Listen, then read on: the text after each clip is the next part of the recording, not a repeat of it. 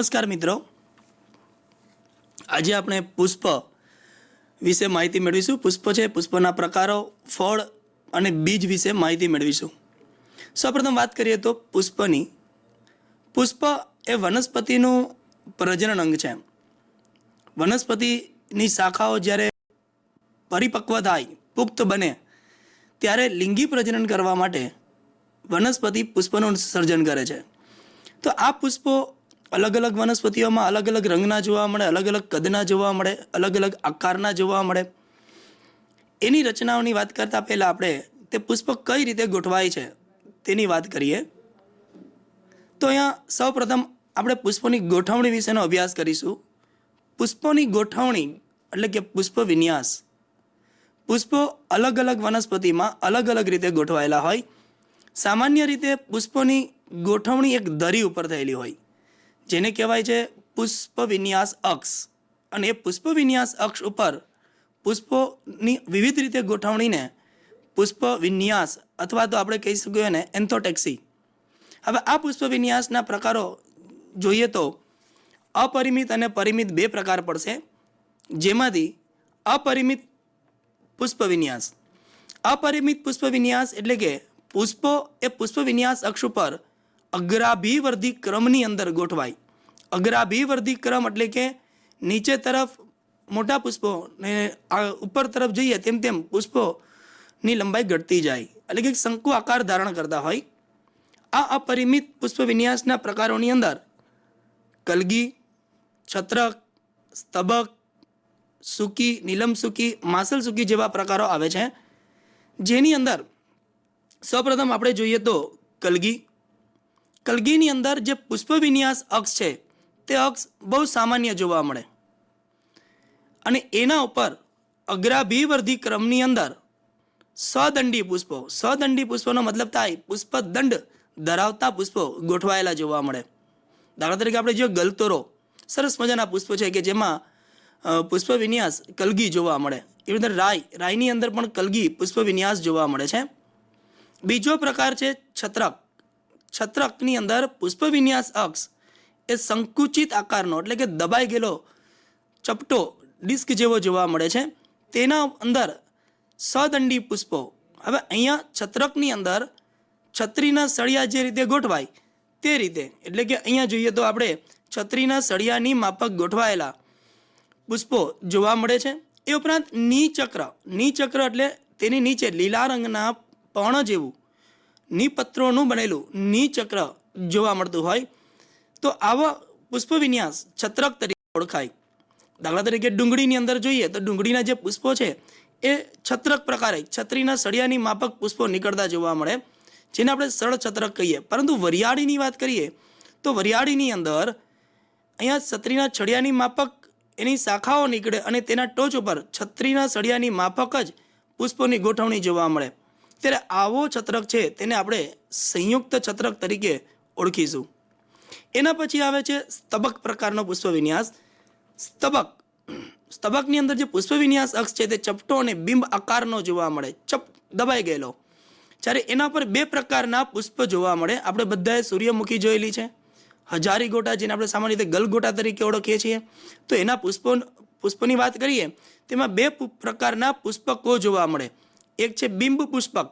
બિંબ એટલે કેન્દ્રની અંદર મતલબ કેન્દ્રાભિસારી બિંબ પુષ્પક ગોઠવાયેલા જે સદંડી જોવા મળતા હોય. અને પરિઘ વિસ્તારની અંદર કિરણ પુષ્પકો જે આપણે સામાન્ય નારંગી રંગના, પીળા રંગના જોવા મળતા હોય તે અદંડી પુષ્પો છે. કિરણ પુષ્પો જીહવા આકાર ધારણ કરતા હોય છે. સૂર્યમુખી અને હજારી ગોટાની અંદર આપણે જોઈએ તો નિચક્ર પણ આવેલું હોય. સમગ્ર કિરણ પુષ્પકની નીચે તરફ લીલા રંગના પર્ણો જોવા મળે અને પર્ણો દ્વારા આખું ચક્ર બને, જેને કહેવાય નિચક્ર. તો સૂર્યમુખીને હજારી ગોટાની અંદર સ્તબક પ્રકારનો પુષ્પ વિન્યાસ જોવા મળે. એના પછી વાત કરીએ તો અપરિમિત પુષ્પ વિન્યાસમાં સૂકી, માસલ સૂકી અને નિલંબ સૂકી ત્રણમાં સૂકી શબ્દ આવે છે. અહીંયા પુષ્પ વિન્યાસ અક્ષ છે તે સૂકીની અંદર સામાન્ય જોવા મળે, પરંતુ તેના પર જે પુષ્પ ગોઠવાયેલા હોય તે અદંડી છે. મતલબ કે અહીંયા પુષ્પદંડ જોવા મળતો નથી. દાખલા તરીકે અંધેડી નામની વનસ્પતિમાં આ પ્રકારે પુષ્પ વિન્યાસ જોવા મળે. માંસલ સૂકીની અંદર પુષ્પ વિન્યાસ અક્ષ ખાસ કરીને માંસલ અને દળદાર જોવા મળે. સામાન્ય રીતે આપણે અળવી અને કેળના પુષ્પો જોયેલા હશે કે જેમાં પુષ્પ વિન્યાસ અક્ષ એ માંસલ અને દળદાર ઘણો જાડો જોવા મળે. તેના ઉપર અદંડી પુષ્પ, સૂકી છે એટલે અદંડી પુષ્પ તો હશે જ, પ્લસ એકલિંગી પુષ્પો મતલબ કે નર પુષ્પ અને માદા પુષ્પ અલગ અલગ જોવા મળે. નર પુષ્પ સામાન્ય રીતે ઉપર તરફ ગોઠવાય અને માદા પુષ્પો સામાન્ય રીતે નીચે તરફ ગોઠવાતા હોય. હવે આ નર પુષ્પો અને માદા પુષ્પો વચ્ચે ક્યારેક ક્યારેક વંધ્ય પુષ્પોની પણ હાજરી જોવા મળતી હોય. અહીંયા જે માસલ સૂકી છે તેની અંદર નિપત્ર એ વિશાળ પર્ણ સદસ બની ગયેલો હોય, મતલબ કે ઘણું મોટું પર્ણપત્ર બને અને આખા આ માંસલ પુષ્પ વિન્યાસને અક્ષને સાંકળી લઈ, આવરી લઈ. ત્યારબાદ નીલંબ સૂકીની અંદર માત્ર વિવિધતા એવી છે કે તેમની અંદર પુષ્પ વિન્યાસ અક્ષ છે તે નબળો અને લટકતો જોવા મળે, મતલબ ખૂબ જ નબળો હોય, તે ટટ્ટાર રહી શકતો ના હોય અને તેના પર અદંડી પુષ્પો, એકલિંગી પુષ્પો ગોઠવાયેલા જોવા મળે, મતલબ કે નર પુષ્પો અલગ હોય અને માદા પુષ્પો અલગ હોય. તેના વડે સામાન્ય રીતે આપણે સેતુરની અંદર જે પર્પલ રંગના આખું શાખા જોઈએ છીએ, પુષ્પો જોઈએ છીએ, તે પુષ્પ નથી પણ પુષ્પોનો સમૂહ છે, તે દર્શાવે છે પુષ્પ વિન્યાસ. બીજું છે બિલાડીની પૂંછડી જેવું પુષ્પ કે જેની અંદર પણ નીલંબ સૂકી પુષ્પ વિન્યાસ જોવા મળે છે. તો આ વાત થઈ પરિમિત પુષ્પ વિન્યાસની. પરિમિત પુષ્પ વિન્યાસની અંદર ખાસ કરીને ધ્યાન રાખવા જેવી બાબત એ જ છે કે તેમાં પુષ્પો અગ્રાભિવર્ધી ક્રમની અંદર ગોઠવાયેલા જોવા મળે છે. પછી આવે છે પરિમિત પુષ્પ વિન્યાસ. પરિમિત પુષ્પ વિન્યાસની અંદર પુષ્પો અગ્રાભિવર્ધી ક્રમમાં નથી ગોઠવાતા, પરંતુ ત્યાં અગ્રકલિકા પુષ્પમાં પરિણમતી હોય છે. અગ્રકલિકાનો ભાગ પુષ્પમાં પરિણમે તેની પહેલા તેની નીચે આવેલી ગાંઠ અને ગાંઠમાંથી કક્ષકલિકા ઉત્પન્ન થતી હોય સામાન્ય રીતે. તો એ જે કક્ષકલિકા છે તે એક નવી શાખાઓ આપશે અને શાખાઓના ટોચના ભાગે અગ્રકલિકા હોય, તે અગ્રકલિકા પુષ્પમાં પરિણમતી હોય. તો આ રીતનો કે જે પાર્શ્વ બાજુએ પુષ્પનો વિન્યાસ થતો હોય તો તેને કહેવામાં આવે પરિમિત પુષ્પ વિન્યાસ. તો ચાલો આપણે એ પરિમિત પુષ્પ વિન્યાસની વાત કરીએ. પરિમિત પુષ્પ વિન્યાસના પ્રકારોની વાત કરીએ તો 4 પ્રકાર સામાન્ય રીતે છે: એકાકી, એકશાખી, દ્વિશાખી અને બહુશાખી. એકાકી સામાન્ય રીતે જાસૂદ અને દારૂડી. આ પૈકી જાસૂદનું પુષ્પ આપણે બધાએ જોયું હશે, લાલ રંગનું પુષ્પ આવે છે. હવે એ જે લાલ રંગનું પુષ્પ આવે છે જાસૂદ, તે વનસ્પતિની શાખાના ટોચના ભાગે જ ઉગેલું જોવા મળે. ટોચના ભાગે એક જ પુષ્પ આવેલું હોય હંમેશા, તો તેને કહેવામાં આવે એકાકી. તેવી રીતે એકશાખીની અંદર જે પુષ્પ વિન્યાસ અક્ષ છે એ પુષ્પ વિન્યાસ અક્ષના ટોચના ભાગે પુષ્પનું સર્જન થઈ જાય તેની પહેલાં તેની નીચેના ભાગે આવેલું પર્ણ અને એ પર્ણની કક્ષમાંથી નીકળતી કક્ષ કલિકા અને કક્ષકલિકાની ટોચના ભાગે ફરી પાછું પણ પુષ્પનું સર્જન થાય. તો આ રીતે જો એક જ શાખા નીકળતી હોય તો તેને આપણે કહીએ એક શાખી. જો એક કરતાં વધારે શાખા એટલે કે 2 શાખા નીકળતી હોય તો આપણે કહીએ દ્વિશાખી. અને ઘણી બધી શાખા નીકળતી હોય અને તેના ટોચે પુષ્પ આવતા હોય તો તેને કહીશું બહુશાખી. હવે એક શાખીની વાત કરીએ તો એક શાખીની અંદર ખાસ કરીને હેમેલિયા જોઈએ આપણે. હેમેલિયા નામના વનસ્પતિની અંદર જે પુષ્પ છે એ પુષ્પમાં અહીંયા જોઈ શકાય છે એ મુજબ કે એની ટોચના ભાગે પુષ્પનું સર્જન થઈ ગયેલું છે, તેની પહેલાં એક શાખા ઉત્પન્ન કરી દે છે. તેની ટોચના ભાગે પુષ્પનું સર્જન થાય તે પહેલાં ફરી પાછી એક શાખા આપી દે છે. તેની ટોચના ભાગે પુષ્પનું સર્જન થાય તેની પહેલાં તેની નીચે આવેલી કક્ષકલિકામાંથી એક જ નવી શાખા આપશે. અહીંયા આપણે જોઈએ છીએ તો બધી જ શાખા જે નીકળે તે માત્ર ને માત્ર ડાબી તરફ નીકળે છે, જ્યારે જમણી તરફ પણ શાખા નીકળી શકે. તો આવો જે પુષ્પ વિન્યાસ છે તેને કહેવાય એકતો વિકાસી એકશાખી પરિમિત પુષ્પ વિન્યાસ. એટલે કે અહીંયા શાખાઓ એક જ બાજુ ઉગી નીકળશે, કાં તો ડાબી અથવા તો જમણી બાજુ. પણ જ્યારે ઉભયતો વિકાસીનો અભ્યાસ કરીએ તો ઉભયતો વિકાસીની અંદર અહીંયા જોઈએ તો આ પુષ્પ વિન્યાસની ટોચના ભાગે અગ્રકલિકા પુષ્પમાં પરિણમી ગયું છે, તો તેની નીચેથી એક શાખા નીકળી, તે જમણી તરફ એક શાખા નીકળી છે. તેની ટોચના ભાગે પુષ્પનું નિર્માણ થયું છે, ફરીથી જે શાખા નીકળે તે ડાબી બાજુ શાખા નીકળે છે. તેની ટોચનો ભાગ પુષ્પમાં પરિણમે તો તેના નીચે જે શાખા નીકળે તે જમણી બાજુ નીકળે. તો આમ જમણી ડાબી જમણી ડાબી એ રીતે શાખાઓ નીકળતી હોય અને જો પુષ્પ વિન્યાસ ગોઠવાયેલો હોય તો તે ઉભયતો વિકાસી એકશાખી પરિમિત પુષ્પ વિન્યાસ તરીકે ઓળખાય, જેમાં ખાસ કરીને આપણે હાથી સૂંઢીની અંદર આ પુષ્પ વિન્યાસ બહુ સ્પષ્ટ રીતે જોઈ શકીએ. ત્યારબાદ જુઈ તો સામાન્ય રીતે આપણા ઘરોની આજુબાજુ પણ જોઈ શકતા હોઈએ છીએ આ વનસ્પતિના પુષ્પને. હવે એ જેમાં અગ્રકલિકા પુષ્પમાં પરિણમે તેની પહેલાં તેની નીચે આવેલા પર્ણોની કક્ષમાંથી 2 શાખા આપશે, 1 અને 2, અને તેની ટોચનો ભાગ પુષ્પમાં અગ્રકલિકા પુષ્પમાં પરિણમશે. તો અહીંયા 2 શાખા આપે છે માટે એને કહીશું દ્વિશાખી પરિમિત પુષ્પ વિન્યાસ. ત્યારબાદ બહુશાખી તો ખાસ કરીને આંકડાના પુષ્પ પણ આપણી આજુબાજુ જોવા મળતા હોય, સામાન્ય રીતે સફેદ રંગના પુષ્પ આવતા હોય છે. તો તેની અંદર આપણે જોઈએ તો મુખ્ય શાખાની ટોચના ભાગે એટલે કે એક અગ્રકલિકા પુષ્પમાં પરિણમે ત્યારબાદ તેની નીચેથી ઘણી બધી શાખાઓ નીકળતી હોય છે અને તેના ટોચના ભાગે પણ ઘણા બધા પુષ્પો ઉગી નીકળેલા જોવા મળતા હોય છે. તો આજે બહુશાખી પરિમિત પુષ્પ વિન્યાસ ખાસ કરીને તો અહીંયા ઉદાહરણો યાદ રાખવાના છે. હવે આજે પરિમિત પુષ્પ વિન્યાસ અને અપરિમિત પુષ્પ વિન્યાસ છે, તેમાં ફેર એટલો છે કે અપરિમિત પુષ્પ વિન્યાસની અંદર અગ્રકલિકા પુષ્પમાં પરિણમતી નથી.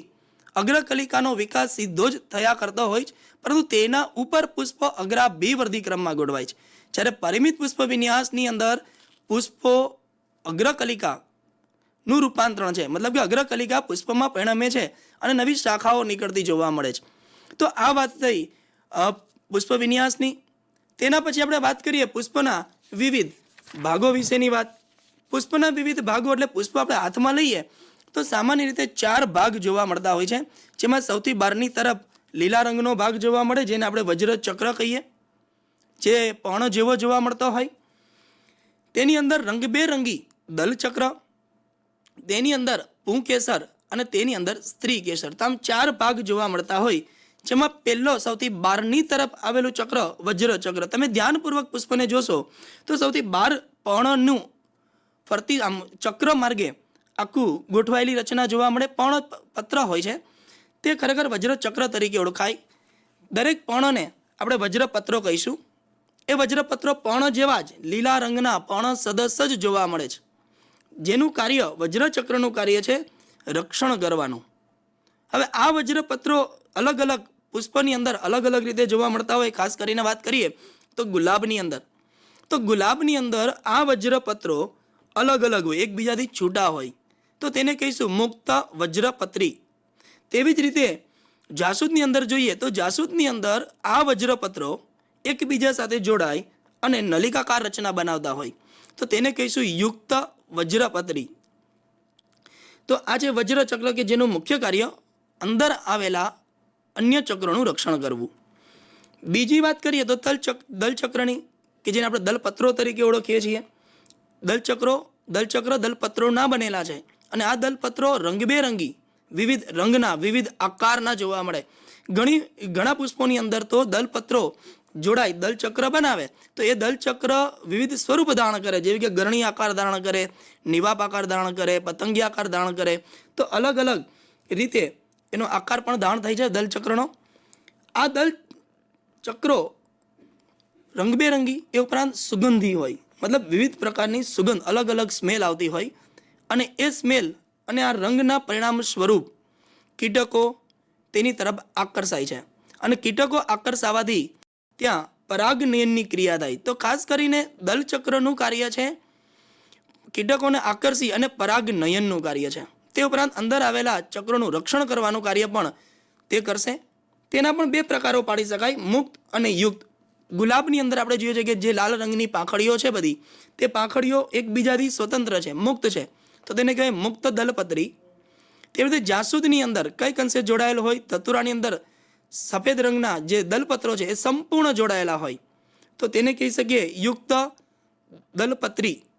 તો આમ 2 આ ચક્રો વજ્રચક્ર અને દલચક્ર કે જેમનું મુખ્ય કાર્ય છે રક્ષણ કરવાનું, અંદર આવેલા જે પુકેસર ને સ્ત્રી કેસર છે તેનું, અને તેમજ પરાગનયન કરી કીટકોને આકર્ષવાનું.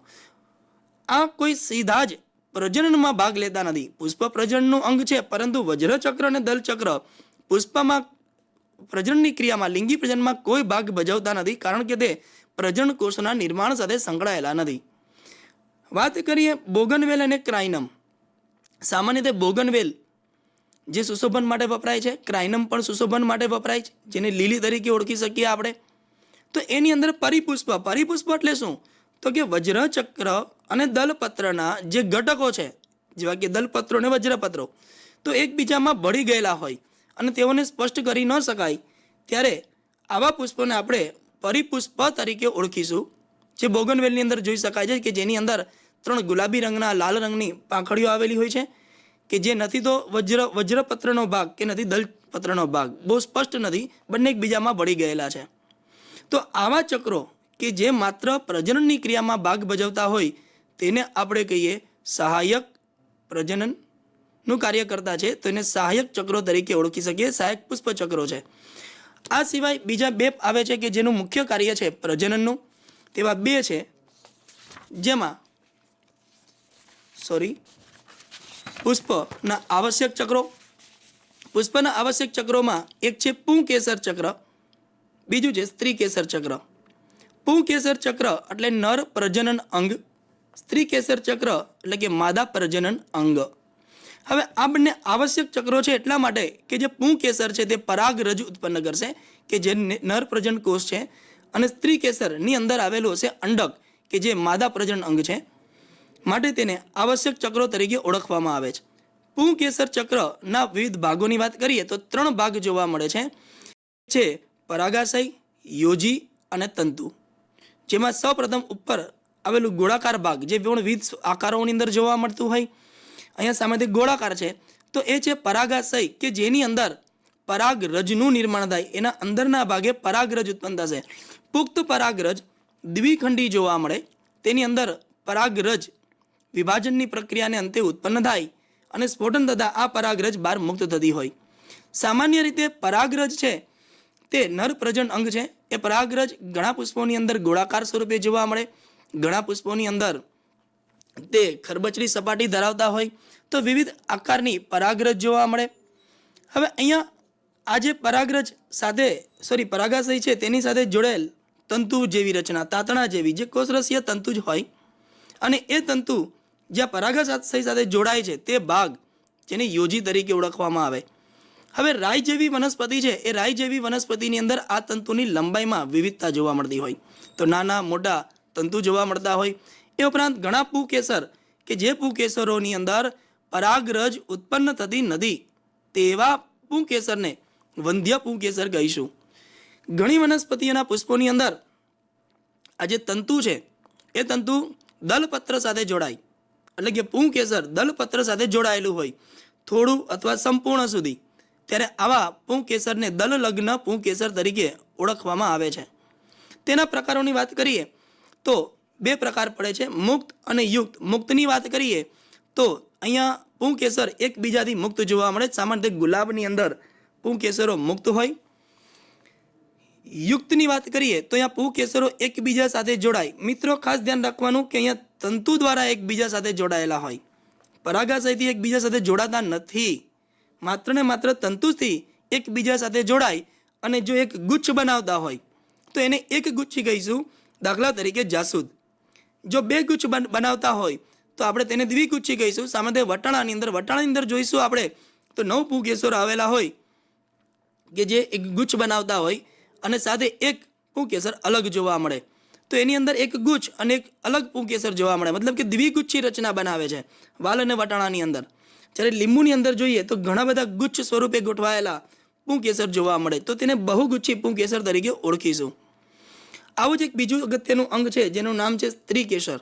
સ્ત્રીકેસર ચક્ર. સ્ત્રીકેસર ચક્ર એ સ્ત્રીકેસરનું બનેલું છે. એ સ્ત્રીકેસરના પણ 3 મુખ્ય ભાગો છે, પરાગાસન, પરાગવાહિની અને બીજાશય. પરાગાસન એટલે આ ટોચનો ભાગ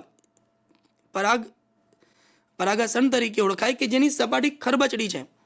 પરાગાસનનું મુખ્ય કાર્ય છે પરાગરજને ગ્રહણ કરવી, મતલબ કે પરાગરજ આમાંથી પરાગનેના અંતે અહીંયા સ્થાનાંતર પામી અને સ્થાપન પામશે. તેના પછીનો બીજો ભાગ છે તે પોલીનળી જેવો ભાગ છે જેને કહીએ પરાગવાહિની. આ પરાગવાહિનીમાંથી પરાગનલિકાનો વિકાસ થાય અને આગળ ઉપર બીજાશય તરફ આગળ વધશે. તો પરાગવાહિની માત્ર વહન માર્ગ તરીકે ઉપયોગી છે. ત્રીજું બીજાશય. સૌથી તળિયે આવેલું સ્ત્રી કેસરના સૌથી તળિયે આવેલો કોથળી જેવો ભાગ જેને કહીએ છીએ બીજાશય, અંડાશય કે જેની અંદર જરાયુ આવેલો હોય અને એ જરાયુ ઉપરના ભાગમાં અંડક આવેલું જોવા મળે તો એને અંડાશય પણ ઓળખવામાં આવે છે. સ્ત્રી કેસરના પ્રકારોની વાત કરીએ તો એક સ્ત્રી કેસરી, બહુ સ્ત્રી કેસરી. એક સ્ત્રી કેસરી મતલબ એક જ સ્ત્રી કેસર જોવા મળતું હોય તો તેને એક સ્ત્રી કેસરી સ્ત્રી કેસર ચક્ર કહીશું. દાખલા તરીકે વટાણા. બહુ સ્ત્રી કેસરીની વાત કરીએ તો એની અંદર એક કરતાં વધારે સ્ત્રી કેસરો આવેલા છે ત્યારે એને બહુ સ્ત્રી કેસરી કહીશું. પરંતુ એની અંદર ઘણા બધા સ્ત્રી કેસરો, ગુલાબની અંદર વાત કરીએ તો બધા સ્ત્રી કેસરો એકબીજાથી મુક્ત છે. કમળની વાત કરીએ તો એકબીજાથી મુક્ત સ્ત્રી કેસરો છે તો તેને મુક્ત સ્ત્રી કેસરી કહીશું. જ્યારે ધતુરા અને જાસૂદની અંદર આવા સ્ત્રી કેસરો એકબીજા સાથે જોડાઈ જાય છે અને બનાવે છે યુક્ત સ્ત્રી કેસરો. હવે આ જે યુક્ત સ્ત્રી કેસરો હોય છે તેની અંદર બીજાશય તો માત્ર એક જ હોય છે, માત્ર પરાગવાહિનીને આ બધા જોડાય અને બનતી રચના છે. તો આમ પુકેસર, સ્ત્રી કેસર એ પુષ્પના આવશ્યક ચક્રો છે કારણ કે તે પરાગરજ અને અંડકો ધરાવે છે અને તેના ફલન દ્વારા ફળ અને બીજનું નિર્માણ થતું જોવા મળે છે. તો આ ચાર કે જેવો દલચક્ર, વજ્રચક્ર, પુંકેસર ચક્ર અને સ્ત્રી કેસર ચક્ર એ ચાર પુષ્પના અંગો છે. હવે વાત કરીએ આગળ તો આ પુષ્પોની અંદર કલિકા અવસ્થા, સૌપ્રથમ પુષ્પનું નિર્માણ થતું હોય ત્યારે કલિકા અવસ્થાનું સૌપ્રથમ નિર્માણ થાય અને કલિકા પછી વિકાસ પામી અને પુખ્ત પુષ્પનું સર્જન કરતા હોય. તો અહીંયા જે કલિકાઓ છે એ કલિકાઓ ખાસ કરીને કલિકા અવસ્થાની અંદર દલપત્ર અને વજ્રપત્ર એ એવી રીતે ગોઠવાય છે કે જેથી અંદરના પુકેસર ને સ્ત્રી કેસરને રક્ષણ મળી રહે. તો કલિકા અવસ્થાની અંદર દલપત્ર અને વજ્રપત્રની જે ગોઠવણી છે એ ગોઠવણીને કલિકાંતર વિન્યાસ તરીકે ઓળખવામાં આવે છે. હવે એ કલિકાંતર વિન્યાસ અલગ અલગ વનસ્પતિની અંદર અલગ અલગ જોવા મળતા હોય છે. સામાન્ય રીતે 5 પ્રકારના કલિકાંતર વિન્યાસનો અભ્યાસ આજે કરીશું આપણે, જેમાં પહેલું છે ધારાસ્પર્શી, બીજું છે વ્યાવૃત, ત્રીજું છે આચ્છાદિત, ચોથું છે ક્વીન કુંસિયલ, પાંચમું છે પતંગીય આકાર. ધારાસ્પર્શી પ્રથમ જોઈએ તો ધારાસ્પર્શીની અંદર ધાર એકબીજાને સ્પર્શે તેવું, મતલબ કે અહીંયા કલિકા અવસ્થાની અંદર ખાસ કરીને આંકડાનું આપણે જ્યારે પુષ્પ જોઈએ ત્યારે પુષ્પની જે દલપત્ર અને વજ્રપત્ર છે એ એકબીજા સાથે માત્ર એની ધારો સ્પર્શેલી જોવા મળતી હોય. તો આ પ્રકારનો કલિકાંતર વિન્યાસ ધારાસ્પર્શી તરીકે ઓળખવામાં આવે. તેવી રીતે બીજું છે વ્યાવૃત. તો વ્યાવૃત ખાસ જાસૂદ અને કપાસની અંદર આપણે આ પ્રકારનો કલિકાંતર વિન્યાસ જોઈ શકીએ કે જેની અંદર એક ઘટક એ ઘટકની આગળની કિનારી અન્ય ઘટકની કિનારીનું આચ્છાદન કરે છે અને એ જ ઘટકની બીજી કિનારી અન્ય ઘટક વડે આચ્છાદન પામે છે. સેમ અહીંયા પણ જોઈ શકીએ આપણે તો આ કિનારી આ ઘટકનું આચ્છાદન કરે છે પણ તેની બીજી કિનારી અન્ય ઘટક વડે આચ્છાદન પામેલી છે. તો આ પ્રકારનો જે કલિકાંતર વિન્યાસ છે તેને આપણે વ્યાવૃત તરીકે ઓળખીશું. ત્રીજા નંબરનો આચ્છાદિત કલિકાંતર વિન્યાસ. ધ્યાનપૂર્વક જોઈએ તો ખાસ કરીને ગુલમોર અને કેશિયાની અંદર આ પ્રકારના કલિકાંતર વિન્યાસ જોવા મળતા હોય જેની અંદર એક ઘટક સંપૂર્ણ અંદર જોવા મળે, એની બંને કિનારીઓ અને એ ઘટક સંપૂર્ણ અંદર તરફ હોય, જ્યારે એક ઘટક સંપૂર્ણ બહાર છે, સંપૂર્ણ બહાર, જ્યારે બાકીના જે ઘટકો છે એ ત્રણ ઘટકોમાં ખાસ કરીને એક કિનારી અન્ય ઘટકનું આચ્છાદન કરે જ્યારે બીજી કિનારી અન્ય ઘટક વડે આચ્છાદન પામતી હોય છે. તો અહીંયા એક ઘટક અંદર, એક ઘટક બહાર અને બાકીના ઘટકોની એક કિનારી આચ્છાદિત, બીજી કિનારી આચ્છાદન પામેલી. તો આ પ્રકારનો કલિકાંતર વિન્યાસ આચ્છાદિત પ્રકારનો કલિકાંતર વિન્યાસ કહેવાય. તેવી રીતે ચોથા નંબરે જોઈએ તો ક્વીન કુંસિયલ. ક્વીન કુંસિયલની અંદર ખાસ કરીને કોળું અને બકાન લીમડો કે જેના પુષ્પોની અંદર બે ઘટક સંપૂર્ણ અંદરની તરફ હોય, એક અને એક બે, જ્યારે બે ઘટક સંપૂર્ણ બહાર હોય જેમ કે એક અને એક બે, આ તો બે ઘટકો સંપૂર્ણ બહાર, બે ઘટકો સંપૂર્ણ અંદર અને એક ઘટકની એક કિનારી અન્ય ઘટકનું આચ્છાદન કરે જ્યારે બીજી કિનારી અન્ય ઘટક વડે આચ્છાદન પામેલી હોય, આમાં માત્ર 5 જ ઘટકો જોવા મળે, જેમાં 2 સૌથી અંદર, 2 સૌથી બહાર અને 1 અંદર બહાર જોવા મળતા હોય. તો આ પ્રકારનો કલિકાંતર વિન્યાસ આપણે ક્વીન કુંશિયલ કલિકાંતર વિન્યાસ તરીકે ઓળખી શકીએ. એના પછી આવે છે પતંગિયાકાર કલિકાંતર વિન્યાસની અંદર માત્ર 5 જ પત્રો જોવા મળતા હોય, 5 વજ્રપત્ર અથવા તો 5 દલપત્ર, કે જેની અંદર એક સૌથી મોટું ધ્વજક, 2 પક્ષક અને 2 નવતલ જોવા મળતા હોય છે. ધ્વજક સૌથી મોટું, નવતલ સૌથી નાના.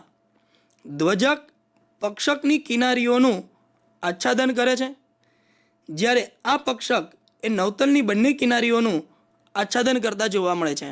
તો આ પ્રકારનો જે કલિકાંતર વિન્યાસ છે એ વાલ અને વટાણાના પુષ્પના કલિકા અવસ્થામાં જોવા મળે છે. તો 5 પ્રકારના ધારાસ્પર્શી, વ્યાવૃત, આચ્છાદિત, ક્વીનકુંશિયલ અને પતંગિયાકાર કલિકાંતર વિન્યાસ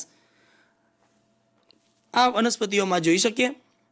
જે રીતે કલિકાંતર વિન્યાસ છે તેવી જ રીતે જરાયુ વિન્યાસ. જરાયુ એટલે કે જે સ્ત્રી કેસર છે એ સ્ત્રી કેસરના બીજાશયની અંદર જરાયુ આવેલો જે પોષણ આપતો ભાગ છે અને તેની ઉપર અંડકો ગોઠવાયેલા જોવા મળે. તો જરાયુ ઉપર અંડકોની જે ગોઠવણી છે એ ગોઠવણીને આપણે કહીએ છીએ જરાયુ વિન્યાસ. અહીંયા જરાયુ ઉપર અંડકોની ગોઠવણી અથવા તો જરાયુની ગોઠવણીને આપણે જરાયુ વિન્યાસ કહી શકીએ. અંડકોની ગોઠવણી અથવા તો જરાયુની ગોઠવણી બંનેને આપણે કહી શકીએ જરાયુ વિન્યાસ. તો તેના પ્રકારોની વાત કરીએ તો 5 પ્રકાર છે: ધારાવર્તી, ચર્મવર્તી, અક્ષવર્તી, મુક્ત કેન્દ્રસ્થ અને તલસ્થ. ધારાવર્તી મતલબ ધાર તરફ, ખાસ કરીને વાલ વટાણા, જ્યારે વાલ વટાણાને આપણે ફોલતા હોઈએ છીએ ત્યારે આપણે જોઈ શકીએ છીએ કે એક તરફ, ખાસ કરીને અંદરની ધાર તરફ જરાયુ ગોઠવાય છે અને તેના ઉપર આ બીજ જેવી રચના ગોઠવાયેલી જોવા મળે છે, જે બીજ જ છે અને જે અંડકોમાંથી નિર્માણ પામેલા છે. તો એની કલિકા અવસ્થાની અંદર જ્યારે ફલન ન થયું હોય તેની પહેલાં બીજાશયની અંદર અહીંયા જરાયુ ગોઠવાય અને અંડકો આ રીતે ગોઠવાયેલા જોવા મળે. અહીંયા એક જ પોલાણ જોવા મળતું હોય તો તેને કહેવાય ધારાવર્તી જરાયુ વિન્યાસ. ચર્મવર્તી એટલે ચામડી, ત્વચા, પરિઘ વિસ્તાર. તો અહીંયા પરિઘ વિસ્તારની અંદર જરાયુ ગોઠવાયેલો જોવા મળે અને એ જરાયુમાંથી અંડકો ઉત્પન્ન થયેલા જોવા મળે કે જે કેન્દ્ર તરફ આગળ વધતા હોય, ગોઠવાયેલા જોવા મળે. તો આ પ્રકારનો જરાયુ વિન્યાસ ચર્મવર્તી જરાયુ વિન્યાસ કહેવાય. આમાં ક્યારેક ખોટા પડદાનું નિર્માણ થતું હોય, કુટપડ એટલે પટલો, આ રીતે અહીંયા નિર્માણ પટલોનું થતું હોય છે, પણ જે સંપૂર્ણ પટલ ધરાવતા નથી. રાય અને દારૂડીની અંદર આપણે આ પ્રકારનો જરાયુ વિન્યાસ જોઈ શકીએ. અક્ષવર્તી જરાયુ વિન્યાસ, અક્ષનું નિર્માણ થાય. ખાસ કરીને જ્યારે આપણે ટામેટાને કાપતા હોઈએ છીએ ત્યારે ધ્યાનપૂર્વક જોઈએ તો અંદર 3 ધરી જોવા મળે. એક્સ, વાય અને ઝેડ આપણે જાણીએ છીએ તે મુજબ 3 અક્ષ. તો એ 3 ધરી જોવા મળે અને 3 ધરી ઉપર નરમ અને પોચો ગર પ્રદેશ આપણે જોતા હોઈએ છીએ. તો એ જરાયુનો ભાગ છે અને એ જરાયુ ઉપરથી અંડકો, પીળા રંગના અંડકો આ રીતે બહાર નીકળેલા જોવા મળે છે. તો અહીંયા અક્ષ ઉપર ગોઠવાયેલો જરાયુ અને તેમાંથી નીકળતા અંડકો માટે તેને કહીએ અક્ષવર્તી જરાયુ વિન્યાસ. તેવી રીતે મુક્ત કેન્દ્રસ, ખાસ કરીને ડાયાન્થસ એટલે કોઠું આપણે બધાએ જોયું હશે કે જેના પરિઘ વિસ્તાર ખાલી હોય અને એની અંદરના ભાગે નાના નાના દાણા જેવી રચના ગોઠવાયેલી જોવા મળે. તો અહીંયા મુક્ત કેન્દ્રસની અંદર એક ધરીનું નિર્માણ થતું હોય કેન્દ્રમાં લંબ અક્ષે, અને એ ધરીની આસપાસ આ રીતે જરાયુ ગોઠવાય અને એ જરાયુમાંથી આ રીતે અંડકો નીકળતા જોવા મળે વર્તુળાકારે અને એના પોલાણમાં ગોઠવાય. તો આ કેન્દ્રથી મુક્ત છે માટે એને કહેવામાં આવે છે મુક્ત કેન્દ્રસ્થ. ખાસ કરીને આપણે ડાયાન્થસ જેને કોઠું કહીએ છીએ તે કોઠાની અંદર જોવા મળે છે. તલસ્થ જરાયુ વિન્યાસ, તો જ્યારે સૂર્યમુખીને અંદર ખાસ કરીને આ આખી રચના એ બીજાશયની છે. બીજાશયમાં નીચે તરફ આ જે ભાગ છે તે જરાયુ છે અને જરાયુ ઉપર એક જ અંડક ગોઠવાય છે, માત્ર એક જ અંડક, એટલે જરાયુ છે એ તળિયાના ભાગે ગોઠવાયેલો જોવા મળે છે, માટે આપણે તેને કહીએ તલસ્થ જરાયુ વિન્યાસ, જે સૂર્યમુખીની અંદર જોવા મળતો હોય છે. તો આ વાત થઈ જરાયુની ગોઠવણી, એટલે જરાયુ વિન્યાસની વાત. ત્યાર પછી વાત કરીએ તો પુષ્પના પ્રકારો. જેવી રીતે પુષ્પો રંગબેરંગી અને અલગ અલગ હોય છે, તેવી રીતે પુષ્પોના પ્રકારો પણ પડે છે. અલગ અલગ વનસ્પતિની અંદર પુષ્પો અલગ અલગ રીતે ગોઠવાયેલા હોય, અલગ અલગ રચના ધરાવતા હોય. તો તેવા પુષ્પોના પ્રકારોની વાત કરીએ તો વિવિધ રીતે પુષ્પોના પ્રકારો આપણે પાડી શકીએ. જેમાં પહેલું જોઈએ તો પુષ્પીય ચક્રોના આધારે, મતલબ પુષ્પચક્રો, 4 પુષ્પચક્રો આપણે ભણી ચૂક્યા: વજ્રચક્ર, દલચક્ર, પુંકેસર ચક્ર અને સ્ત્રીકેસર ચક્ર. તો જેમાં 4 ચક્રો હાજર હોય તેવા પુષ્પને પૂર્ણ પુષ્પ તરીકે ઓળખીશું. દાખલા તરીકે જાસૂદ, જાસૂદની અંદર વજ્રચક્ર, દલચક્ર, પુંકેસર ચક્ર અને સ્ત્રીકેસર ચક્ર 4 ચક્રો આવેલા છે. જ્યારે મકાઈની અંદર દલપત્ર, વજ્રપત્ર એટલે કે દલચક્ર, વજ્રચક્ર તો આવેલા જ છે, પરંતુ મકાઈની અંદર કાં તો પુંકેસર હોય અથવા તો સ્ત્રીકેસર હોય. મતલબ કે અહીંયા એક ચક્ર ગેરહાજર છે. જો નર પુષ્પ હોય તો એની અંદર સ્ત્રીકેસર ચક્ર ગેરહાજર હોય, જો માદા પુષ્પ હોય તો એની અંદર પુંકેસર ગેરહાજર હોય. મતલબ કે એક ચક્ર ગેરહાજર છે, માટે એને આપણે અપૂર્ણ પુષ્પ તરીકે ઓળખી શકીએ. તેવી રીતે આવશ્યક પુષ્પચક્રોના આધારે પ્રકાર પાડી શકીએ. આવશ્યક પુષ્પચક્રોનો મતલબ થાય કે અહીંયા આવશ્યક પુષ્પચક્ર પુષ્પ માટે 2 જ છે: સ્ત્રીકેસર ચક્ર અને પુંકેસર ચક્ર. તો જો માત્ર સ્ત્રીકેસર ચક્ર આવેલું હોય તો એને આપણે માદા પુષ્પ કહીએ, અને જો માત્ર પુંકેસર આવેલા હોય તો એને આપણે નર પુષ્પ તરીકે ઓળખીએ. એટલે કે અહીંયા આ બંને એક જ લિંગ ધરાવે છે, તો એકલિંગી પુષ્પ તરીકે ઓળખીશું. મકાઈની અંદર જોઈ શકાય. જો જાસૂદની વાત કરીએ તો જાસૂદની અંદર પુષ્પમાં સ્ત્રીકેસર અને પુંકેસર બંને આવેલા જોવા મળતા હોય. ત્યારે સ્ત્રીકેસર અને પુંકેસર બંને આવતા હોય ત્યારે આવા પુષ્પને આપણે ઉભયલિંગી પુષ્પ તરીકે ઓળખીએ છીએ. ત્યારબાદ સમમિતિના આધારે પ્રકારો. સમમિતિ એટલે સમ એટલે સમાન રચના, મિતિ એટલે રચના. તો સમમિતિના આધારે વાત કરીએ તો 2 પ્રકાર પડશે: નિયમિત અને અનિયમિત. હવે નિયમિત પુષ્પની વાત કરીએ તો આપણે પુષ્પને ગમે તે અક્ષે આયામ કાપીએ, ઊભું કાપીએ, અને જો 2 સરખા ભાગ પડતા હોય ત્યારે તેને કહીએ નિયમિત પુષ્પ. મતલબ કે ઊભી ધરીએ કાપતા 2 સરખા ભાગ પડે ત્યારે તેને નિયમિત પુષ્પ તરીકે ઓળખતા હોઈએ. દાખલા તરીકે જાસૂદ અને ધતુરો એવી વનસ્પતિ છે કે જેના પુષ્પોને આપણે ગમે તે ધરીએ ઊભું કાપી શકીએ ત્યારે સરખા 2 ભાગ પડે. સરખા 2 ભાગ મતલબ કે બંને બાજુ આવેલા ચક્રોના ઘટકોની સંખ્યા સમાન જોવા મળે. અનિયમિત પુષ્પમાં ખાસ કરીને ગલતોરો અને વાલ. ગલતોરો બહુ સામાન્ય પુષ્પ છે. હવે આ ગલતોરાની અંદર આપણે ગમે તે ધરીએ એને આયામ અક્ષે 2 ભાગમાં વિભાજિત નહીં કરી શકીએ. કોઈ એક અક્ષ હશે કે જે અક્ષમાં તેના 2 સરખા ભાગ થઈ શકે. તો આવા પુષ્પને અનિયમિત પુષ્પ તરીકે ઓળખવામાં આવે વાલ અને ગલતોરાની અંદર. ત્યારબાદ પુષ્પચક્રના ઘટકોની સંખ્યાને આધારે. ઘટકોની સંખ્યા છે, ઘટકો એટલે વજ્રપત્ર, દલપત્રના ઘટકો એટલે વજ્રપત્ર અને દલપત્ર. ખાસ કરીને જો આ બધાની સંખ્યા સમાન હોય તો સમાઅવયવી. જેમ કે ધતુરો, તો ધતુરાની અંદર 5 વજ્રપત્ર હોય, 5 દલપત્ર હોય, 5 પુંકેસર. તો આ રીતે સંખ્યા સમાન છે, માટે તેને સમાઅવયવી કહેવાય. જ્યારે વિષમાઅવયવી, ખાસ કરીને ગુલાબ વિષમાઅવયવી કે જેમાં દલપત્ર, વજ્રપત્ર, પુંકેસર અને સ્ત્રીકેસરની સંખ્યા અલગ અલગ જોવા મળતી હોય, તો તેને આપણે વિષમાઅવયવી કહીએ. એ સિવાય ભાગ પડે છે નિપત્રના આધારે. નિપત્ર એટલે શું, પહેલાં તો એ સમજી લઈએ. તો અહીંયા નિપત્ર એટલે કે જે પુષ્પ છે એ પર્ણની કક્ષમાંથી નીકળતું હોય તો તેને નિપત્ર તરીકે ઓળખાય. હવે આ જે નિપત્ર ધરાવતો પુષ્પ હોય તો તેને નિપત્રી પુષ્પ કહેવાય. જેમ કે બોગનવેલ, આપણે જોઈ ગયા કે બોગનવેલની અંદર ખાસ કરીને પરિપુષ્પ જોવા મળે, એ ઉપરાંત નિપત્રનું બનેલું નિચક્ર જોવા મળે. તો અહીંયા નિચક્ર જોવા મળે, મતલબ કે નિપત્ર જોવા મળે છે. તો આવું પુષ્પ નિપત્રી પુષ્પ કહેવાય. અને જો નિપત્ર જોવા ન મળતું હોય તો તેવા પુષ્પને કહેવાય અનિપત્રી પુષ્પ. ખાસ કરીને ગલતોરો, તો ગલતોરાની અંદર નિપત્ર જોવા મળતા નથી, તો આપણે તેને અનિપત્રી પુષ્પ કહીએ. ત્યારબાદ વાત કરીએ તો હજી પ્રકાર પડે છે બીજાશયના સ્થાનને આધારે પ્રકારો. બીજાશયના સ્થાન, બીજાશય એટલે સ્ત્રી કેસરનો ભાગ છે. સ્ત્રી કેસરનો તલસ્થ ભાગ કે જેને બીજાશય કે અંડાશય કહીએ છીએ. તો બીજાશય અને અંડાશય ક્યાં ગોઠવાયેલા છે તેના આધારે આપણે 3 પ્રકાર પાડી શકીએ પુષ્પના. એક એવું પુષ્પ અધોજાય પુષ્પ, પરિજાય પુષ્પ અને ઉપરીજાય પુષ્પ. આપણે આકૃતિમાં જોઈએ તો સૌપ્રથમ અધોજાય પુષ્પ. અધોજાય પુષ્પની અંદર આ સ્ત્રી કેસર એનું બીજાશય છે. હવે એ બીજાશય સૌથી ટોચમાં ગોઠવાયેલું છે અને તેની નીચેથી બાકીના ચક્રો નીકળે છે. આ છે વજ્ર ચક્ર, આ છે દલ ચક્ર અને આ છે પુકેસર ચક્ર. તો વજ્ર, દલ અને પુ આ 3 ચક્રો બીજાશયની નીચેથી નીકળે છે. એનું એક જ રીઝન એ છે કે જે સ્ત્રી કેસરનું જે સ્ત્રી કેસર નીચે આવેલો ભાગ કે જેને આપણે પુષ્પાસન કહીએ છીએ, આ પુષ્પદંડ છે અને આ પુષ્પસન છે, એ પુષ્પાસનનો ભાગ શંકુ આકારે ગોઠવાય છે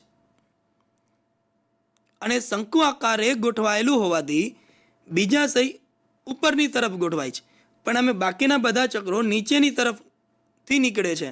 એટલે કે અહીંયા અધોજાય પુષ્પની અંદર બીજાશય ઉપર તરફ એટલે કે ઉર્ધ્વસ્થ છે અને બાકીના ચક્રો નીચેથી નીકળે માટે અધોજાય પુષ્પ તરીકે ઓળખી શકીએ. દાખલા તરીકે રાય, જાસૂદ અને ધતુરાની અંદર આપણે આ પ્રકારનો પુષ્પ જોઈ શકીએ છીએ. તેવી રીતે બીજી વાત કરીએ તો પરિજાયની. બીજો પ્રકાર પરિજાય પુષ્પ. પરિજાય પુષ્પની અંદર આપણે ધ્યાનપૂર્વક જોઈએ તો આ જે પુષ્પાસન છે એ પુષ્પાસન બિંબ જેવું બની ગયું છે, ડિસ્ક જેવું બની ગયું છે, તકતી જેવું બની ગયું છે અને તેની અંદર બીજાશય ગોઠવાયેલું છે. બીજાશય અહીંયા જુઓ તો અડધું અંદરની તરફ, અડધું બહારની તરફ છે. એટલે કે અડધું અંદર અડધું બહાર. તો બીજાશય અર્ધ અધસ્થ તરીકે ઓળખાય અને તેના પરિઘ વિસ્તારમાંથી એટલે બીજાશયના પરિઘ વિસ્તારમાંથી બાકીના પુષ્પીય ચક્રો નીકળે છે, જેમ કે દલ ચક્ર, વજ્ર ચક્ર અને પુંકેસર ચક્ર. તો આ પ્રકારનું પુષ્પ જેને આપણે પરિજાય પુષ્પ તરીકે ઓળખી શકીએ. ગુલાબ, ગલતોરાની અંદર આ પ્રકારનું પુષ્પ જોવા મળે. ઉપરીજાય પુષ્પ, તો ઉપરીજાય પુષ્પની અંદર પુષ્પાસન સંપૂર્ણ બીજાશયને ઘેરી લે છે અને બીજાશયને ઘેરી લે છે પરિણામ સ્વરૂપ બીજાશય નીચેની તરફ ગોઠવાયેલું છે. એટલે આવા બીજાશયને અધસ્થ બીજાશય કહેવાય અને બાકીના જે પુષ્પીય ઘટકો છે તેની ઉપરના ભાગેથી નીકળે છે માટે આપણે તેને ઉપરીજાય પુષ્પ તરીકે ઓળખીએ છીએ. ખાસ કરીને સૂર્યમુખી અને કાકડીની અંદર આ પ્રકારના પુષ્પ જોવા મળે છે. તો મિત્રો અહીંયા આપણે પુષ્પના વિવિધ પ્રકારો જોયા કે જેની અંદર ખાસ કરીને ફરી પાછા એકવાર જોઈ લઈએ તો પુષ્પીય ચક્રોના આધારે પૂર્ણ પુષ્પ, અપૂર્ણ પુષ્પ, આવશ્યક પુષ્પ ચક્રોના આધારે એકલિંગી, ઉભયલિંગી, સમમિતિના આધારે નિયમિત, અનિયમિત, સંખ્યાના આધારે સમાવયવી, વિષમાવયવી, નિપત્રના આધારે નિપત્રી, અનિપત્રી અને બીજાશયના સ્થાનને આધારે જોઈએ તો અધોજાય, પરિજાય અને ઉપરીજાય. તો આ છે પુષ્પના પ્રકારો.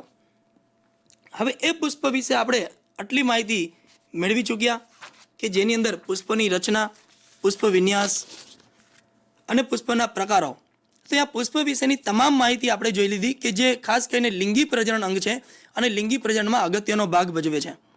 હવે એ લિંગી પ્રજનનની પ્રક્રિયા પૂર્ણ થઈ ગયા પછી એટલે કે ફલનની પ્રક્રિયા પૂર્ણ થઈ જાય પછી ખાસ કરીને જે બીજાશયનો ભાગ છે એ બીજાશયનો ભાગ ફળમાં ફેરવાતો હોય.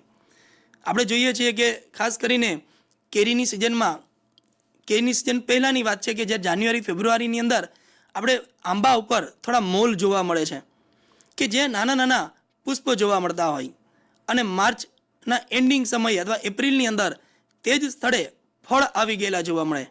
તો એ પુષ્પમાંથી જ ફળનું સર્જન થતું હોય છે. ખાસ કરીને જ્યારે બીજાશયની અંદર અંડકનું ફલન થાય એટલે તરત જ એમાં એવા ફેરફારો થાય કે જેના પરિણામે ફળનું સર્જન થતું જોવા મળે. તો હવે આપણે પુષ્પ પછી નવું અંગ જોઈએ કે જેનું નામ છે ફળ.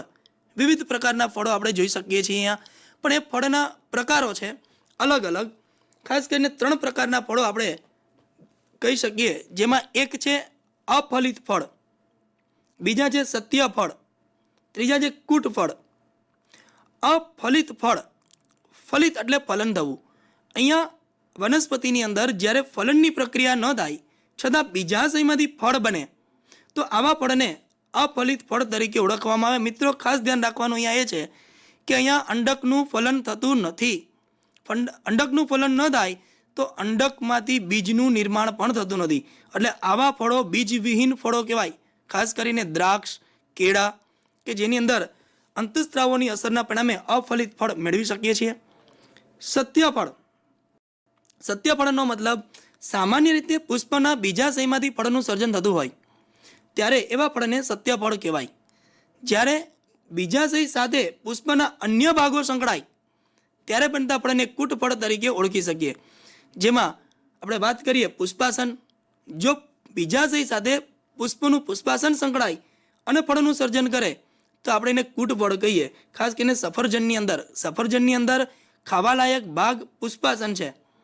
અંદર તરફ બીજ આવેલા છે તે અંડકોનું રૂપાંતરણ છે અને એની ફરતે આવેલો જે સફેદ રંગની પટ્ટી જેવો ભાગ છે તે બીજાશયનો ભાગ છે. તો બીજાશયને ઘેરીને ગોઠવાયેલું પુષ્પાસન કે જે ખાદ્ય છે, ખાવા લાયક છે, તો આવું ફળ આપણે કૂટફળ કહીશું. જ્યારે કાજુની અંદર પુષ્પની આખી અક્ષ એટલે પુષ્પાક્ષ પુષ્પના નિર્માણમાં સંકળાય છે ત્યારે આવું ફળના નિર્માણમાં સંકળાય ત્યારે આવું ફળ કૂટફળ તરીકે ઓળખીશું. ત્યાર પછી સત્યફળના પ્રકારો પડે છે સરળ ફળ, સમૂહ ફળ અને સંયુક્ત ફળ. જ્યારે બીજાશયમાંથી ફળનું સર્જન થાય ત્યારે સરળ ફળ કહેવાય. સામાન્ય રીતે એક બીજાશય, બે બીજાશય કે ઘણા બધા બીજાશયોમાંથી ફળનું સર્જન થઈ શકે. અહીંયા સ્વતંત્ર રીતે એક જ બીજાશયમાંથી ફળનું સર્જન થતું હોય, મતલબ કે એક જ સ્ત્રી કેસરી પુષ્પ હોય અને જો એમાંથી ફળનું સર્જન થાય ત્યારે એને આપણે સરળ ફળ તરીકે ઓળખી શકીએ છીએ. સમૂહ ફળ કે જેમાં મુક્ત બહુસ્ત્રી કેસરી પુષ્પ સંકળાયેલા હોય. મુક્ત બહુસ્ત્રી કેસરી એટલે અહીંયા પુષ્પની અંદર ઘણા બધા સ્ત્રી કેસરો આવેલા હોય અને એ સ્ત્રી કેસરો એકબીજાથી મુક્ત જોવા મળે. મુક્ત જોવા મળતા હોવાના કારણે બધાની અંદર ફલનની પ્રક્રિયા થાય. એટલે કે આ જે બીજાશય છે એ સ્વતંત્ર ફલિકા તરીકે વર્તે અને ઘણા બધા બીજાશયનું ફલન થઈ અને ફળોનું સર્જન થતું હોય અને આ બધા જ ફળો એકબીજા સાથે જોડાયેલા હોય ત્યારે આપણે તેને કહીએ સમૂહ ફળ, કારણ કે ફળોનો સમૂહ છે. દાખલા તરીકે આપણે વાત કરીએ તો સીતાફળ. આપણે સીતાફળ જોયેલું છે. સીતાફળની અંદર ઘણા બધા ભાગો છે. બધા જ ભાગોમાંથી બીજ નીકળે છે. એટલે કે અંડકનું બીજમાં રૂપાંતર થયેલું છે અને તેમાં ઘણા બધા ફળો છે કે જેમાં ઘણા બધા સ્ત્રી કેસરો હોવાના કારણે ઘણા બધા ફળોનું નિર્માણ થયું છે. પરંતુ આ બધા સ્ત્રી કેસરો એકબીજાથી મુક્ત હોવાના કારણે ઘણા બધા ફળો ભેગા થઈ ગયા છે, પરંતુ પુષ્પ એક જ છે. પરિણામે એક જ ફળનું સર્જન થાય છે. ફળો ઘણા બધા ગમે એટલા હોય પરંતુ અહીંયા પુષ્પ એક જ છે, તેમાંથી જ નિર્માણ પામેલા હોતા તે સામાન્ય એક જ ફળ બનાવે. દાખલા તરીકે સીતાફળ. સમૂહ ફળના 3 પ્રકાર પાડી શકીએ છીએ તેના આવરણોના આધારે: અનષ્ટિલા, અષ્ટિલા અને એક સ્ફોટી ફળ. સીતાફળ, રાસ્પબેરી અને આંકડો. તો અહીંયા સીતાફળને અનષ્ટિલા ફળ કહીએ છીએ કારણ કે એની અંદર અંત આવરણ સખત કે મજબૂત હોતું નથી. અનષ્ટિલાની અંદર સખત કે મજબૂત, જ્યારે એક સ્ફોટીલ એક જ ધારથી સ્ફોટન પામતું આંકડો છે. તો આ 3 ફળ એ સમૂહ ફળના ઉદાહરણો છે. સંયુક્ત ફળ. સંયુક્ત એટલે એકબીજામાં ભળી ગયેલા ફળો. સામાન્ય રીતે સંપૂર્ણ પુષ્પ વિન્યાસમાંથી વિકાસ પામતા ફળને સંયુક્ત ફળ તરીકે ઓળખવામાં આવે છે. અહીંયા સંપૂર્ણ પુષ્પ વિન્યાસ એકબીજામાં ભળી જાય અને સંયુક્ત ફળનું સર્જન કરતા હોય.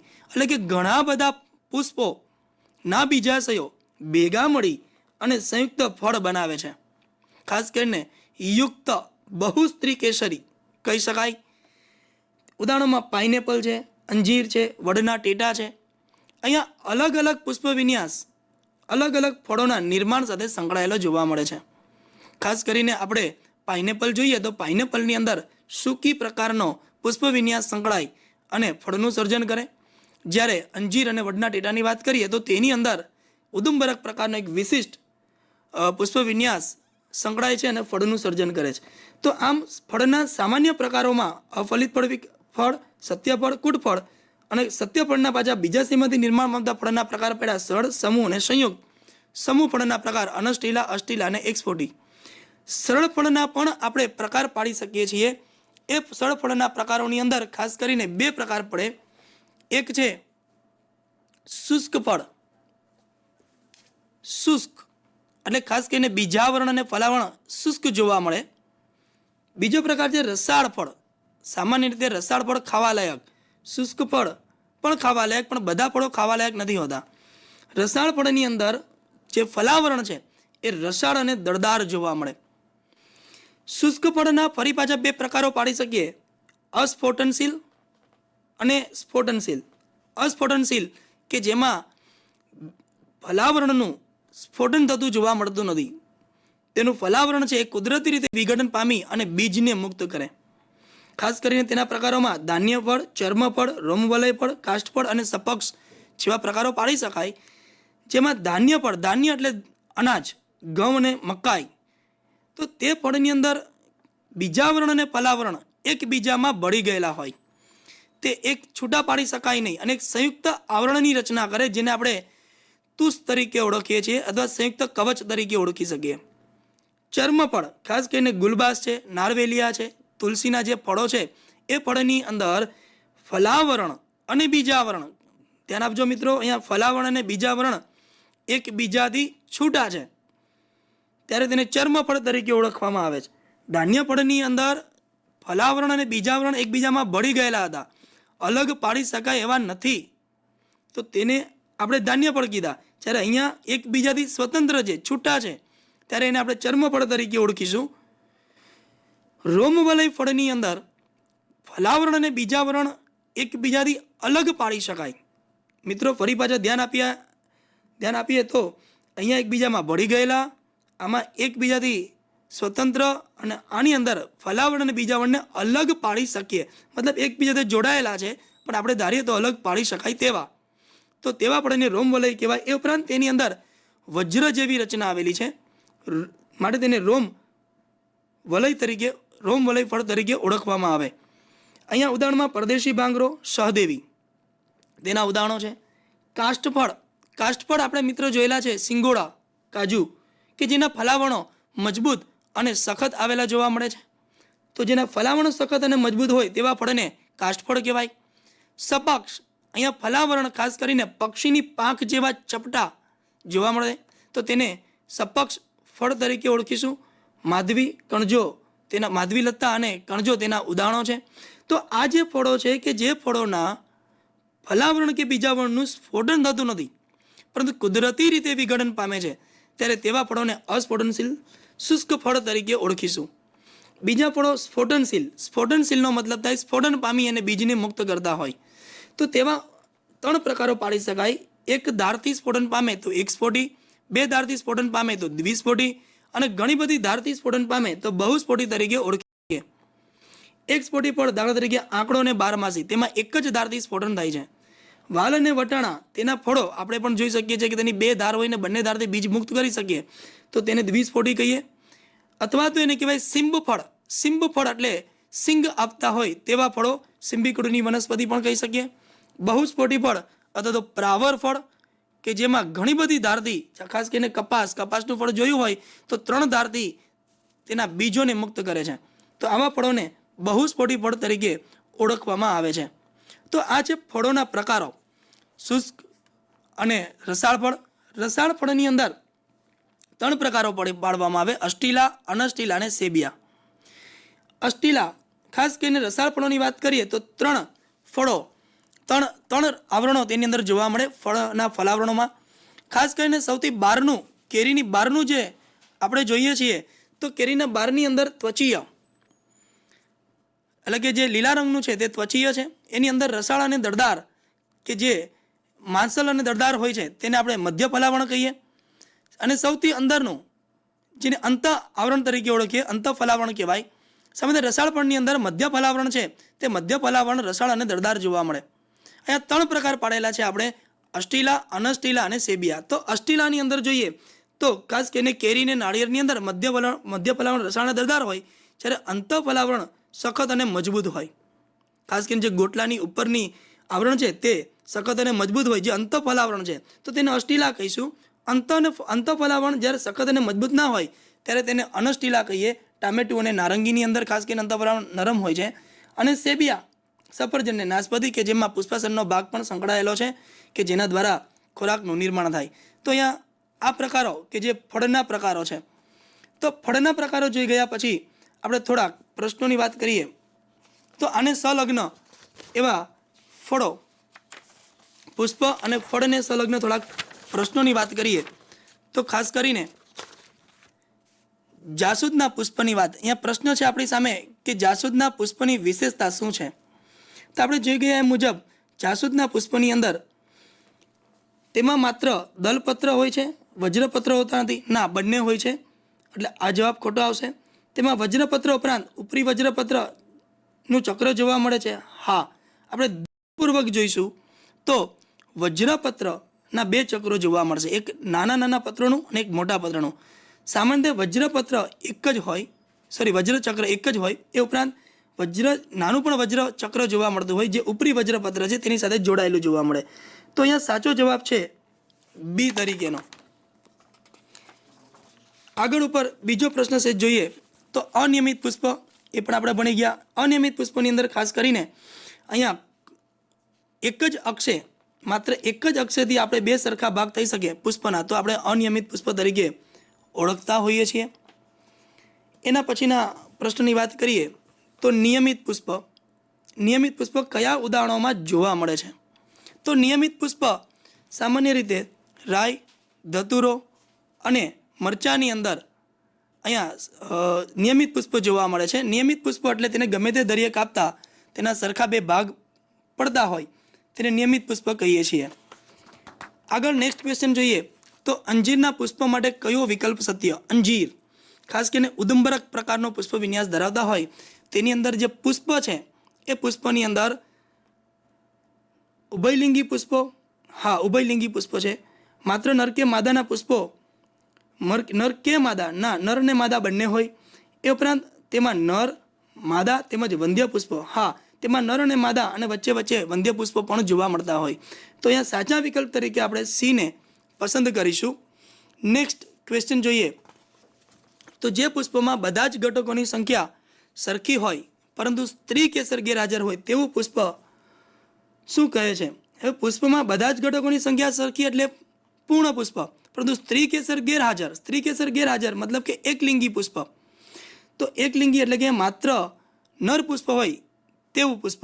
તો સામાન્ય બધા ઘટકોની સંખ્યા સરખી એટલે સમાવયવી અને માત્ર એક જ પુંકેસર ચક્ર હાજર છે એટલે એકલિંગી. તો અહીંયા આપણા વિકલ્પોની અંદર સમાવયવી અને એકલિંગી એ સત્ય જોવા મળે છે. નેક્સ્ટ ક્વેશ્ચનની વાત કરીએ તો આપેલ ઘટકોમાં સ્ત્રી કેસરના કેટલા ભાગો છે? સ્ત્રી કેસરના મુખ્ય 3 ભાગો આપણે યાદ છે, પરાગાસન, પરાગતંતુ અને બીજાશય. તો પરાગવાહિની સ્ત્રી કેસરનો ભાગ, પરાગાસન પુંકેસર આ પરાગાસન સ્ત્રી કેસરનો ભાગ, પરાગતંતુ એ પુંકેસરનો ભાગ, બીજાશય સ્ત્રી કેસરનો ભાગ અને આ બંને પુંકેસરના ભાગ છે. તો અહીંયા એક પરાગવાહિની, પરાગાસન અને બીજાસન, આ 3 ભાગ એ સ્ત્રી કેસરના ઘટકો છે એટલે 3 એ આપણો જવાબ અહીંયા સાચો થશે. આગળ નેક્સ્ટ ક્વેશ્ચન જોઈએ તો પતંગિયાકાર કલિકાંતર વિન્યાસ માટે શું અસંગત છે? અસંગત છે મિત્રો, ખાસ પ્રશ્નમાં ધ્યાન રાખવાનું. અસંગત ખોટું શું છે? તો અસંગત એટલે કે 3 વિકલ્પો સાચા હશે, એક વિકલ્પમાં કોઈ ભૂલ હશે. પહેલું, પક્ષક મધ્યમ કદના અને 2 મુક્ત વટાણામાં હોય. આ 3 વસ્તુ સાચું છે. મધ્યમ કદના પણ છે, 2 છે અને વટાણામાં પણ આવેલા હોય છે. ધ્વજક સૌથી મોટા સાચું છે. 2 મુક્ત, અહીંયા 2 મુક્ત નહીં હોય, ધ્વજક હંમેશા એક જ જોવા મળે અને વાલમાં આવેલા હોય. તો અહીંયા 2 મુક્તની જગ્યાએ એક જ જવાબ આવે. તો આ વિધાન એવું છે કે જે અસંગત છે. નવતલ સૌથી નાના સાચું, 2 હોય, જોડાયેલા હોય અને વાલ અને વટાણામાં જોવા મળે. તો આ વિધાન પણ સાચું છે, એટલે કે એ અને સી વિધાન સાચું, તો બી વિધાન અસંગત છે. તો આપણા પ્રશ્નની અંદર જવાબ આપણો આવશે ધ્વજકો સૌથી મોટા, 2 મુક્ત અને વાલની અંદર હોય છે. તો આ વિધાન અસંગત છે. તો અહીં મિત્રો આપણે ક્વેશ્ચનો નીટની વધારે તૈયારી કરીશું. અહીંયા ગમે તે રીતે પ્રશ્ન પૂછાય, આપણું જ્યારે થિયરી ક્લિયર હોય તો આવડે જ. આજે આપણે આટલું રાખીશું. આભાર. Thank you.